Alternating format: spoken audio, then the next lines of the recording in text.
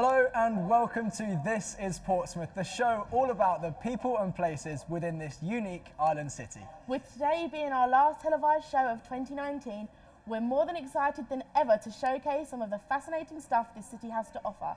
And today's show is pretty jam-packed. Here's what we've got coming up. We'll be cooking a scrumptious Christmas recipe in studio with the help of our first guest, Enwezor, a keen environmentalist, local entrepreneur and an ex-Bake Off contestant. He'll be presenting us with a personal recipe to make some delicious mince pies to get you in the festive spirit. Then, while the oven's preheating, we'll be meeting a Portsmouth-based dance group who are teaching people across the city how to bust a move with breakdancing classes for all ages. Not that I know what bust a move actually means. Moving on from there, we'll be journeying across the city to find the people, groups and movements that are making a conservational difference as we talk all about things that are green in Portsmouth. Following that, Enwezor will be joining us back in the studio to discuss his work to make Portsmouth greener. Finally, the breakdancing troupe will be seeing us off with a performance here in the studio. So it looks like we've got a lot to cover. So we best get started. Yes, we should. My name is Josh. And I'm Amelia. And this is Portsmouth.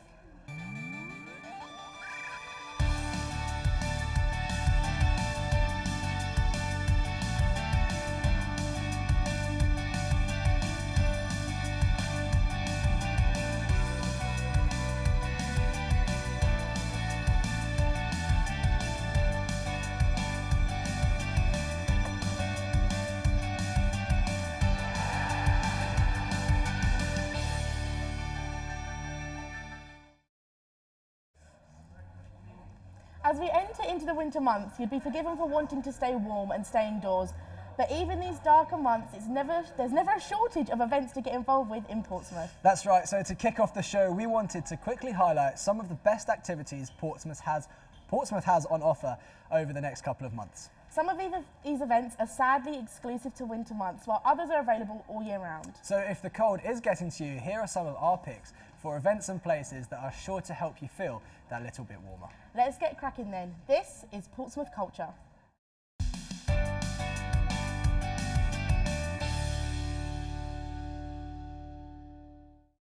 First up, we have the Victorian Christmas Festival, which is actually celebrating its 20th anniversary as we speak. Having been around since 1999, the festival has become a staple of Portsmouth's festive season. And as we speak, Portsmouth's historic dockyard is bustling with market stalls, street performers and even Father Christmas himself, all suited up in his traditional green attire. Did you say green? I did, yeah, that's right. Prior to donning his bright red attire, Saint Nick was green, but this did change in the 1880s, although I think we might be getting a little off track. The festival is mostly outdoors, so if you want something a little cosier, the outside inn bar on Middle Street is always a good choice, offering a wide variety of street food as well as regular event nights such as stand-up comedy and jazz. The outside inn bar opened in April of this year and they've already made a big impact. Their venue is entirely cashless and plastic free.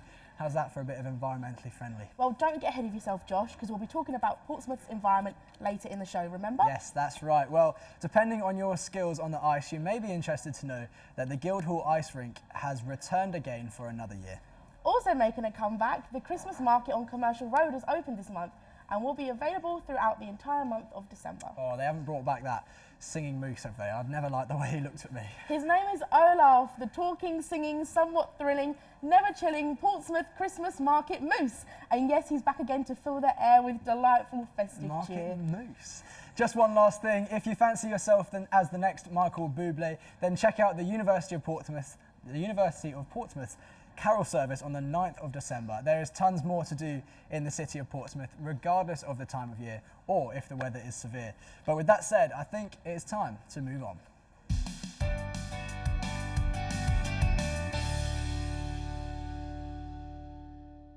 In the studio now, Ethan's here with ex-Bake Off contestant Enwezor, who's going to be taking us through his recipe for some festive mince pies. Take it away, guys. Enwezor, thank you, guys. I probably should have thank you first. Enwezor, how are you? Yeah, I'm very well, thank you. Glad to be here. Good to have you here, actually. Mince pies, this is what we're aiming for. Yes. As you can see, they look amazing. These ones you made a couple of days ago.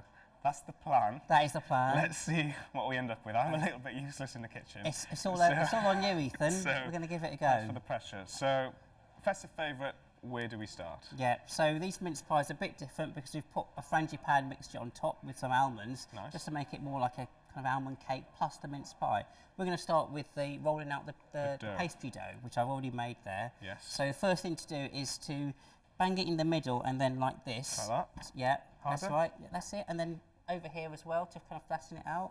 Oh gosh. Yeah. I'll keep doing, or am I Just do a gentle pounding like that. Okay. All right. Okay. That's I enough. like you're laughing at my I'm technique. laughing with you. Okay, that's enough now. Do you want to pick it up and turn it? Get some That way? flour under Or there. this way? No, just to the side, 90 degrees. This is actually. 90 degrees like this. There we go. We'll get there. Okay. Now just to start gently rolling from the middle. So you always roll from the middle outwards. Okay, that's it. Right, let me get some flour and just. Oh, we're getting there. Okay, do you want to roll that way as well towards you? And I'll sprinkle some more flour on here. And what type of thickness are we aiming for? We're aiming for 3 millimetres thickness. Is that quite thin? That's quite thin. Okay. Now here's a technique. If you put the rolling pin there, and we're going to roll it up like this, and then as it gets thinner, it gets harder to move. And then we're going to just roll it out, turn it 90 degrees again. There we go. Yeah. So let me get some flour under there, and then just roll that out there. Oh, that top expert tips Yeah. there. So if you just roll it from the middle again, you're trying to get the same 3 millimetres. Oops. Yeah.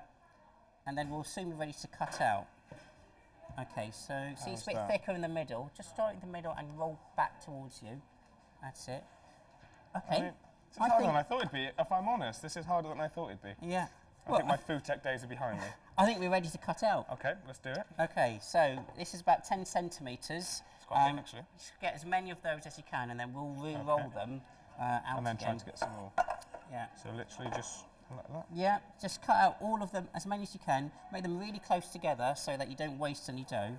And while you do that, I'll just butter these muffin tips. And then we are literally just putting them from, once we've buttered that, we'll just be lining the... Yeah. Is it worth just doing one of them really quickly just before we move on? Yeah, yeah.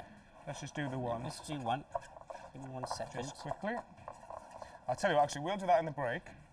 Whilst we've got a bit of time, we'll come back to that later on. Yeah. For now, we'll go back to you guys. So next up, it's time to discuss the sport in Portsmouth, and we have something a little different for you today, breakdancing. Well, it might not be the first thing that comes to mind when discussing sports. Breakdancing, or breaking for short, is currently being considered as an addition to the 2024 Olympics in Paris. Breakdancing is the perfect way to keep fit, learn a new skill and have fun, and here in Portsmouth it's never been easier to give it a go and get involved. We went to speak to Sasha Biloshiski, a Portsmouth-based b-boy. Sasha teaches people of all ages and skill levels how to breakdance, so we thought we'd ask him to break it down for us and talk about how it can help bring the community together.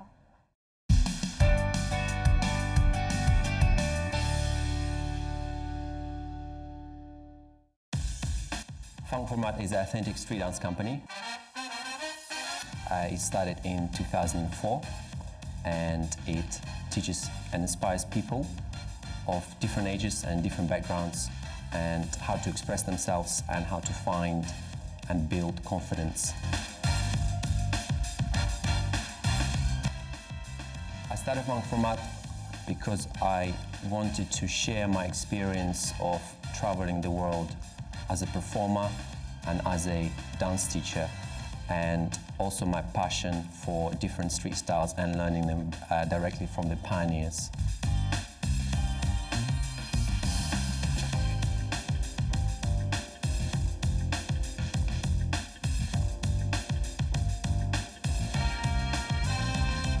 People participate in our dance classes because they want to learn something new, a new way of activities, a new way of exercise, fitness. Some people come in because they like to share something they like with other positive, like-minded people.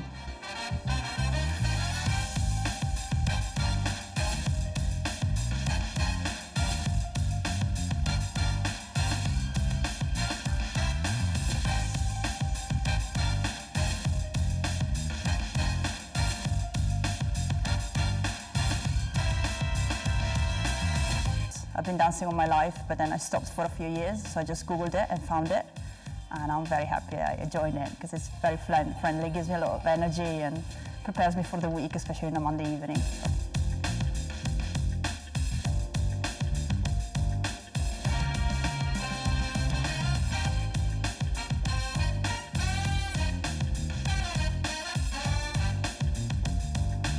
I like to dance with funk format because I enjoy the type of dancing. It doesn't feel like a class, it feels like I'm coming out to dance with my mates. And there's not a lot of places you can go and dance anymore.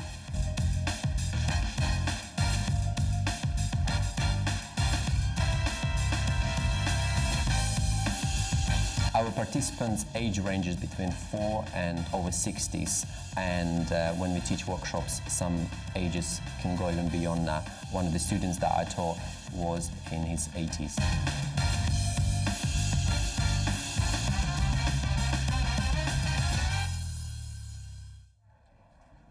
And don't forget, we'll be seeing more of Sasha at the end of the show, along with fellow b-boy Matt Thompson, as they'll be having a breakdancing battle in the studio. Well, what did you think of that, Josh? Can you see yourself going to some breakdancing classes, maybe becoming a b-boy? All I'm saying, Amelia, is don't be surprised if you see me on the podiums at the 2024 Olympics in Paris. Well, I like your ambition, but your first lesson will have to wait, as it's time to check back in with Ethan and Enwezor and see how those mince pies are coming along. Cheers, guys. Enwezor, right. We finally got there in the end. I think my rolling technique could do with a bit of work. A little bit. But we got this. We've got the 12. Yeah. What are we doing next? Okay, if you take over filling each of the mince pies with maybe 2 teaspoons of mince meat mixture in there. What's really nice to do with that is to add some apple or satsuma pieces in there. It gives it more tang to it. While you do that, I'm going to make the Frangipane mixture, which we're going to pipe on top. What is Frangipane? What actually goes into it? It's basically kind of a cake batter, but you add ground almonds to give it that kind of nutty sort of texture to it. Very festive. So yeah, that's all it is. Is this something that you at home, do you enjoy making the mince pies with the family? Is it something a bit of a tradition for you, do you think? Yeah, I always like to put a twist on everything, really, and it's just a nice recipe which I've adapted from Mr. Hollywood, where this comes from, and yeah, and everyone gets loads of mince pies. These ones are a bit special, a bit Absolutely. different. I think it's probably nice because you made them yourself as well instead of going to the shop to buy them. Yeah. I'm going to give you a bit of an ultimatum. Okay. So, if I was to offer you the choice this Christmas that you could only eat the mince pies or a Christmas pudding, so you had to remove one, which one would you go with? That's a really difficult one. I'm going to have to go with mince pies. Really? Yeah, I can't not have a mince pie. I said to you the other week actually that I haven't eaten mince pies for a very long time, and I'm going to force myself to try one because I'm going to trust that yours are actually quite nice. Well, That's the plan. I hope they That's are. the plan. I hope they are. So how are you getting on there with what is it you actually doing? So this is caster sugar, butter, a little bit of I've forgotten the flour. Great start. Right, then we just need 40 grams of flour, or else this isn't going to work. I'm getting here with this. I'm hoping we can have. I've got another jar. And then it's literally, so once you've done that, is it a matter of literally just sort of sticking it on the top of the pies? Yes. How much time have we got? We've got a little bit of time. Yeah, We've got a minute or so. Now it looks okay. That's better. That'd be an embarrassing way to end. So we can either just spoon this on top, or I use a piping bag, but maybe we'll just spoon it on top, because that'll be quicker. I've got this all over my hands. Quite messy stuff. I'll go for the second jar. Okay. I knew this was going to happen. I should have opened the jar before we started. Okay. That was always going to happen. I've not been able to open the jar. While you do that, I'll put the mixture on top. So what happens when it bakes, the mincemeat cooks nicely, the pastry cooks, and then you get a nice little cake on top, an almond cake. And we'll add some flaked almonds on top as well. Very nice. And hopefully you'll find it delicious. Fingers crossed. And so this is going in the oven at what temperature-ish? It goes at 180 degrees C, that's fan assisted. If you haven't got a fan oven, then 200. And just for about 20 minutes until it's brown. Brown golden. Brown golden, as these lovely mince pies Well, are they do look before quite you. nice, those mince pies, actually. So how are they look? Well, I'll put a little bit more of that one in the back. Yeah, that's right, nice and even. God, this is the record time for making mince pies. I'm taking credit for that. Maybe I shouldn't actually. Yeah. And then, so they are literally in the oven 20 odd minutes. 20 minutes, golden brown, risen, and that's it. that's it. You know, it is quite simple. That is, to be fair, I was expecting it to be one of those things where actually that's more difficult than I thought it'd be. Yeah. Enwezor, thank you so much. Very welcome. We'll get on to enjoy them. Have a great Christmas as well. Thank you, you too. Josh and Amelia, what did you think? It's back to you.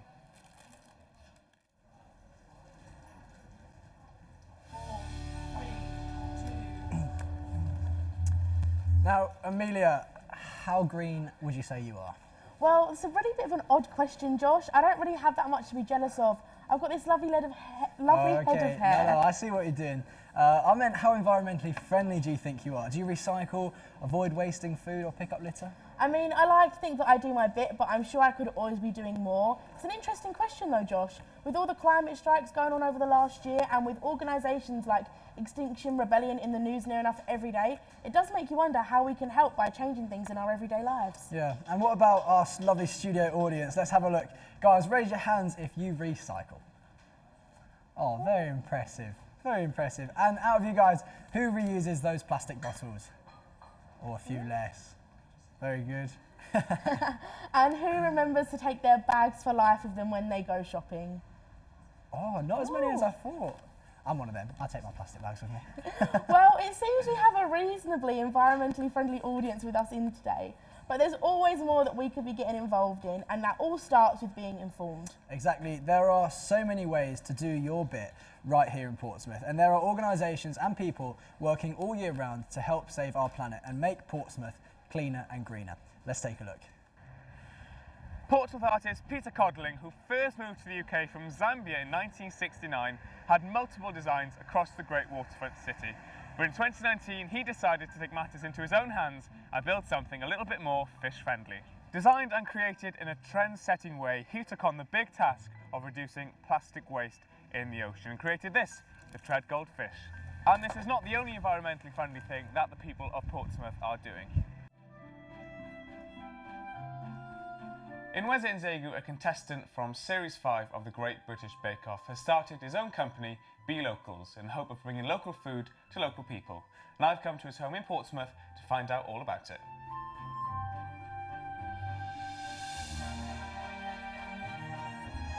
So, Enwezor, thanks for speaking to us. Let's start off, what is the company all about? Well, the company's all about local food for local people. What was it that sparked you to start the company? What was it that made you think this is something that the local community needs? I've seen so much produce growing and it really frustrated me that I didn't know how I could buy it. So I thought I just want an opportunity where I can connect with some farmers who are producing food and find a way to bring it to the local market. And have you seen the positive effects? Have you seen the effects that this company has had on local produce so far? Well, people who are starting to connect with the company are, they've got quite strong environmental, sustainable values. They don't want their food to be transported lots of miles. They want their food to taste really good as well because, it doesn't have to be kind of preserved, as supermarkets have to do. Really, people are really engaging with the idea of being, more environmentally friendly. Brilliant, Enwezor. Thank you very much for speaking to us. From local food to the local environment, I've come to the South Sea Village to chat to Davine Levain, who's raised over £43,000 to establish Portsmouth's first plastic-free supermarket. So Delphine, tell me a little bit about what the project is all about. Our aim is to open a plastic-free shop in Portsmouth, so one-stop shop where people will be able to buy their food without any packaging, or at least without any plastic packaging at first. So it basically works when you have products in dispensers, so gravity dispenser or bin dispensers, and you just take the amount of, let's say, rice you want in your own containers or in paper bags or in produce bags. And why is it important that we're reducing the amount of plastic that we're putting into the environment? We live in a society where a lot too much things are disposable, so we end up with like landfills full of plastic and not just the landfills but also the ocean. And what other plans do you have for this project? So we would like the shop to be not just a shop but also a community hub where people will be able to gather to discuss about a topic that seems to be important for them, to learn new things and also to make things. Brilliant. Back to the studio. Now, earlier this week, we had a competition on our social media to win the mince pies that we've made here in the studio today. That's right, many of you entered the competition and the time has come to announce the winner. We have the names of all of those that have entered in front of us, and it's time for the lucky dip. Josh, do you want to do the honours? I'd love to, Amelia, I'd love to. Here we go then. The winner is, the first winner, we've got two given away today. The first winner is, oh, thank you, Madison Young. First winner is Madison Young. So she can come and grab those mince pies afterwards. Would you like to do the second one? You can do Oh, what a treat. Today's my lucky day. And the second winner is Dylan Peacock. Well done, Dylan. So if you guys want to grab your mince pies a little bit later, they are all yours. Congratulations to you both. Enjoy. I'm very jealous. My bad. Shall we? Now, it's now time to welcome back Enwezor onto the sofa. Enwezor, thank you very much for joining us. How are you doing? I'm very well, thanks. Thanks for having me. Oh, pleasure. Thank you for helping us and helping Ethan especially. I'm sure he needs a bit of an extra hand. He was fine. We've worked together a few times. Yeah, good. I'm glad. Well, you guys did great. Now, Enwezor, just before we get into things, is it true that you ran the Great South Run barefoot? Why did you do that? I didn't actually run it barefoot. I thought about it and I practiced running, but I got to about 5 miles and started to get a bit of pain. I thought, no, this is not for me. So it was a false dawn. Ah, well, it makes sense that you probably decided to put some shoes on. And Yes. It's a bit more sensible. But you're involved with Be Local, aren't you? That's your company. So Yeah. just tell us a little bit about what they do and how easy is it to source food from local farms? Well, it's been a frustration for me for years. I like to cycle around in the countryside. I cycle everywhere. I'd see so much stuff growing, some, vegetables, things like that, animals, and I thought, how can I get hold of this? Because, you go to the supermarket and you get what the supermarket gives you. So I wanted to bring local food to local people, and you got the food miles being a lot less. So it's not that easy, but I started knocking on a few doors and the farming community have been really supportive of the idea. Oh, fun. That's amazing. So what actually started your passion for food and what made you want to go on to Bake Off? I've just always loved food. I mean, at heart, I'm quite greedy. And you can't afford to buy everything from a restaurant. So I just started to make things myself. Start with a roast dinner at uni, and then I love pies, so I started making pies. I just got better and better. And I started a baking group, and just one thing led after the other. And someone said, oh, you really should go and bake off. So I applied, and I did. Yeah, and you did very well as well. You did, I'm sure, we all know you did. So just tell us, how can sourcing food locally, how does that help the environment? Well, it helps the environment because of the amount of energy that goes to producing food and transporting it around the world. If you go to any supermarket, you see where the apples come from, where you see the vegetables come from. It comes from halfway around the world. I was in Tesco the other day, and I had some apples in my hand.